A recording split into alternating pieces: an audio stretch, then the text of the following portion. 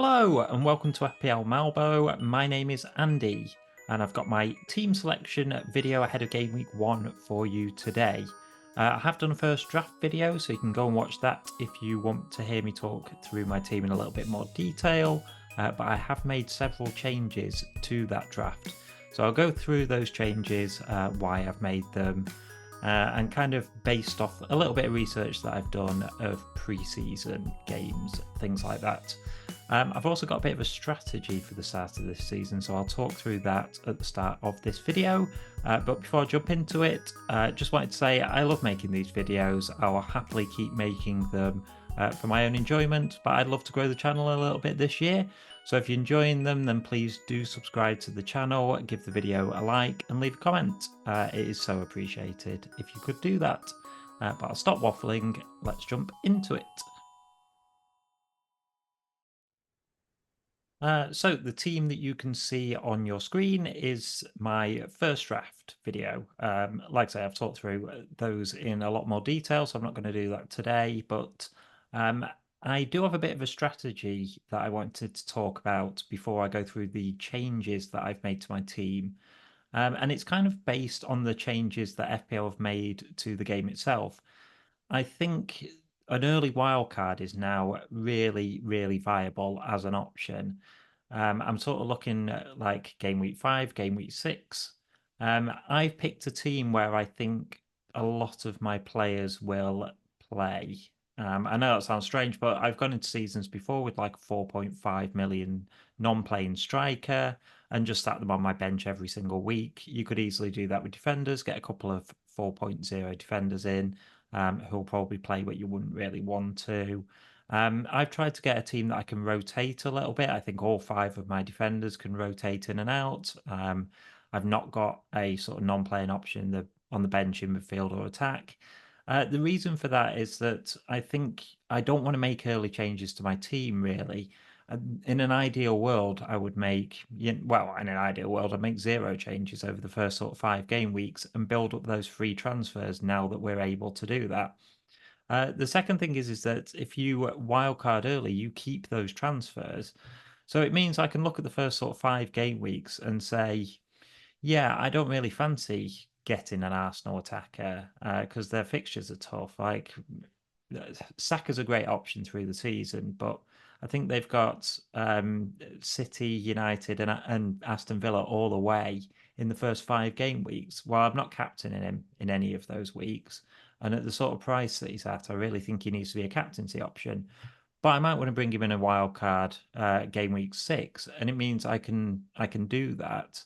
I can bring in maybe 3 Arsenal assets when their fixtures change. I've still got all those transfers banked as well. Say, I think it's very unlikely I'd bank 5 of them, but say I managed to bank 3 of them. Well, it means that I can wildcard. I won't have to use a load of transfers early because you've just wildcarded. So you can kind of keep those transfers banked a little bit, and it doesn't matter so much if you don't have another wildcard to use up until the second half of the season because you can do a little mini wildcard of sort of 4 or 5 changes in a row. The second option, of course, is that you save that wildcard and you just use all of those transfers around game week 5 or 6. Maybe you feel like your team's doing well, but you want to jump on fixture swings. Well, you can do that as well. So yeah, I've really bared that in mind. I'm trying to target teams that have really good fixtures over the first sort of 5 or 6 game weeks. I don't usually look any further than that anyway, but I think especially this season, I'm really focused on the idea of saving those transfers early, keeping your options open. So with that in mind, let's have a look at the changes that I have made. So here are the first 2 changes that I've made. I mentioned in my first draft video that Henderson was the goalkeeper that I liked the look of the most. I was only really looking at 4.5 goalkeepers or below. And I wasn't entirely convinced that he was first choice. I thought he probably was. It's pretty much been confirmed. It looks like Sam Johnson is now going to be sold. And that they've taken the number 1 shirt off Sam Johnson and given it to Dean Henderson. I don't know how much clearer you could be really on the fact that he's first choice now. I don't really want to double up on the Crystal Palace defense. Muniz, I think, is a fantastic option. Like I say, what I said on my first draft video, I think he's probably the only Crystal Palace defender with any potential attacking returns. I mean, Mitchell on the other flank gets the odd one, but Muniz, I think, is genuinely good going forwards. So it's a shame to get rid of him, but Crystal Palace isn't a defence that I want to double up on. There isn't many of those early fixtures that I would consider both. So he's gone, and I brought in Quansah from Liverpool. Liverpool again have fantastic fixtures early on. I think they're well worth targeting. Um, and it sounds like, well, Liverpool fans anyway seem to think that it's his position to lose, that he's going to start the season alongside Van Dijk. He started every single pre-season game for Liverpool. Doesn't really have any attacking threat as such, but you're there for the clean sheets. And I think for the fixtures that he's got, I think they're a real possibility. Also, with him being a centre back and not somebody like Joe Gomez who can play in sort of multiple positions, I think it's unlikely he'd come off the bench if he didn't start a game and Canate started instead.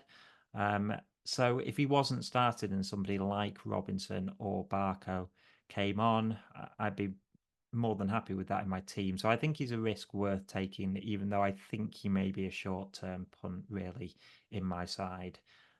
Maybe a minute's risk after that. But yeah, I like him to start the season, so he's going to come into my team. I mentioned Barker there. One word on him. I think he's another one that is a really great short-term option, but maybe poor in the longer run. Of course, you've got Estepinian to come back into that side. He's injured at the moment. Probably will be first choice left back, but they also are likely to sign somebody I don't know much about, but apparently very highly rated Turkish left back or right back. I think they're paying around 30 million for Fenerbahce. So I'd imagine if they're paying that sort of money, he's going to come into the team on one flank or the other. So yeah, Barco's got a lot of competition, but I think he'll start the season. I think you'll be good for a couple of games at the very least, and at 4 million, probably worth the risk there. So the second couple of changes that I've made, you've got Watkins out for Muniz, Minter out for Gordon. Ollie Watkins first. He's a fantastic player. I really feel like Villa build their team around him as well. I think he'll get as many goals and assists. In fact, I think he might get slightly less goals and assists than he did last year, just because of the added Champions League matches. But I still think he'll get plenty and be a really good option. He hasn't played a single minute of pre-season, however. I don't think there's any suggestion that he's injured. Apparently, he got married this summer. Obviously, he was away with England, so I think he's just been given a longer break. It's not that I don't think he will start game week 1. It's just that, I mean, he must be rusty. The man hasn't played a game of football, well, a full 90 minutes since June. So it wouldn't be a massive surprise to me if he didn't start the season firing on all cylinders. He's so important to Villa. I am sort of convinced that he'll start, but whether he's backing goals from day one, not entirely sold. I've gone for Muniz because he's, I think, a really good price at 6 million. I think he must be first choice, I imagine, at Fulham. They've got Jimenez, but when he got into the team the back end of last season, he was so good that I would imagine he'd start as first choice. At 6 million, I think he's a good price that you can rotate him with your midfielders as well, so he can be benched for some of those tougher fixtures. But Fulham's fixtures are really nice early doors, so I can definitely see him getting a few goals. You know, if he gets 2 goals in the first 5 games, I'm happy with that as an output for my sort of third striker. And it wouldn't surprise me if Ollie Watkins, only got 1 or 2 himself. Like I say, it may take him a couple of games just to get up to speed again for so little game time. The second change that I've made is Minter out for Gordon. Part of that is obviously because of the money that I've saved from Ollie Watkins, but um, although I did a first draft video that didn't have Gordon in it, I think I said on that video I'd been making, drafts before I actually recorded the video, and Gordon was in every single one of them. And then I got worried that he was being linked with Liverpool. He grew up as a Liverpool fan. I'm pretty sure that's the club he wants to go and play for. I was worried that if that sort of speculation was still going on, they maybe wouldn't start for Newcastle. There was a potential he could have been sold. He played the last preseason game for Newcastle. He scored in that game as well in the first half, played 45 minutes. Eddie Howe was asked about him specifically. He said he's, slightly behind in his preparation compared to some others, but felt like he'd be up to speed for the start of the season. He spoke very positively about Gordon, being able to start that first game. I love Anthony Gordon. I think he's a great option. 7.5 million, I think, is a really good price for him. It's not quite hitting last season's price, but I think he's such an intelligent footballer. On the pitch intelligence. I don't know anything about him off the pitch, but he just makes really good runs. He sees the space really well. And Newcastle, another one with really nice fixtures to start off with. So yeah, I think there'll be plenty of goals for Newcastle. I think Gordon will be involved, and I think he'll start on that left wing, and therefore will start in my FPL team. And the final two changes that I'm going to make to my team, Martinez out and Trent Alexander-Arnold in. Now, if I just made one change, I would be able to get a £6 million defender in for Martinez without doing the second change, which you can see there, which is Nkunku for Oscar Bob.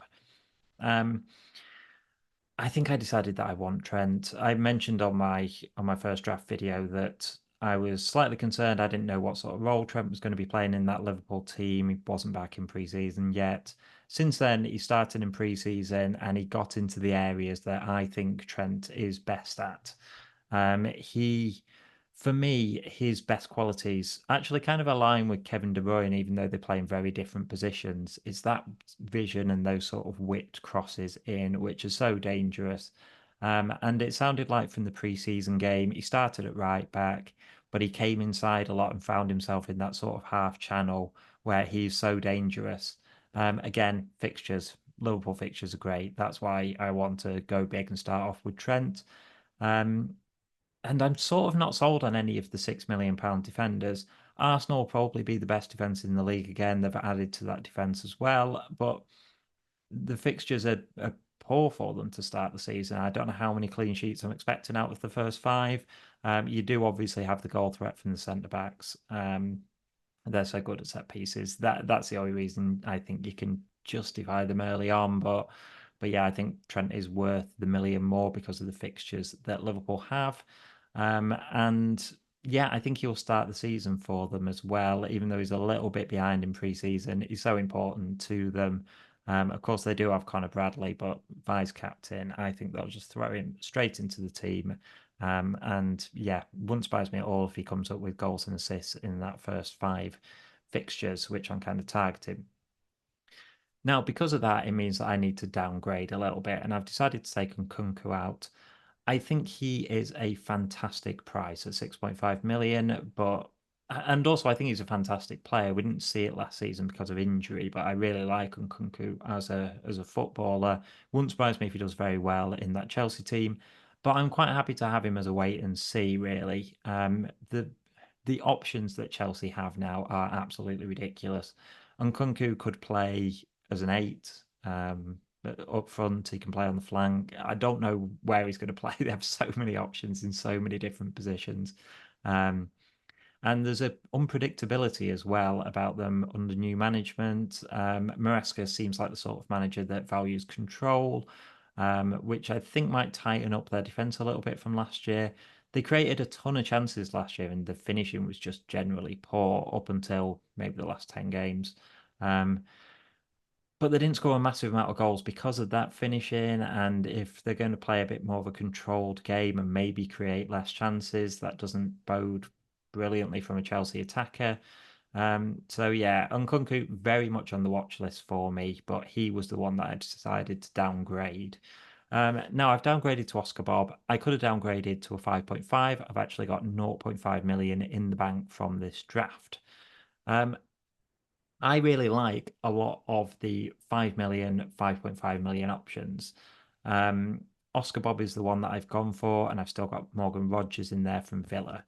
The reason I mean, I could have kept Minter in as well, who I had in my earlier draft. The reason I've gone for Oscar Bob is that I'm a Man City fan. I think Oscar Bob will start the season on that right wing. Savio, Savinho, Still don't know which one is his actual nickname. I think will be integrated fairly slowly, as Pep tends to do with most kind of new signings. I also think that Foden, who hasn't played a lot, hasn't played anything in preseason, just back in preseason training after an extended break. I think he'll come off the bench first couple of fixtures, or maybe start and come off early. I think that means that Bernardo will play inside, rather than playing in that wide right role that he's played, last season predominantly. So yeah, I think Oscar Bob will start. He was arguably City's best player pre-season. He had a pretty good Community Shield as well. I think he is a fantastic player predominantly, and I think he could easily get goals and assists in those first few fixtures. After that, Pep Roulette comes into it. Who knows? But I think he's worth the risk for the first couple to get us to get an attacker who I think will start from the best attack in the league at 5 million is outrageous value.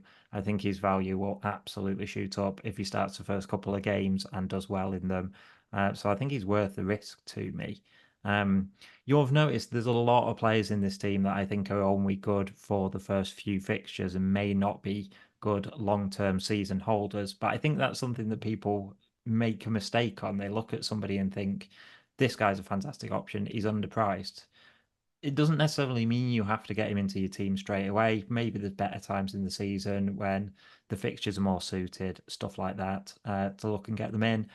I'm looking kind of short-term gains, sorry, and then maybe a lot of those players will make way for some more kind of consistent point getters over the course of the season. Maybe spread the funds a little bit. Maybe Salah and Haaland or one of comes out of my team to help me do that.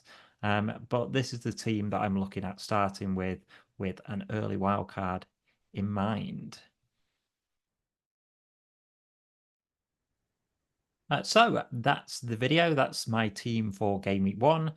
Let me know in the comments what you think of the changes that I've made, and like the video and subscribe to the channel if you're enjoying it, if you find it useful. I'll be doing videos every single week, so you can keep up with those. I'm pretty sure this is a team I'm going to start with. The only thing I potentially change is my sort of £5.5 million midfielders. I think there's loads of good options in that kind of price bracket. Emil Smith Rowe, Minter, as I said, I've already had. Possibly one of those could come in for Morgan Rogers or Oscar Bob. I'll have a little think on that. Everything else I think is pretty much set in stone. So thanks for watching the video. I'll be back with another video for the next game week. Bye for now.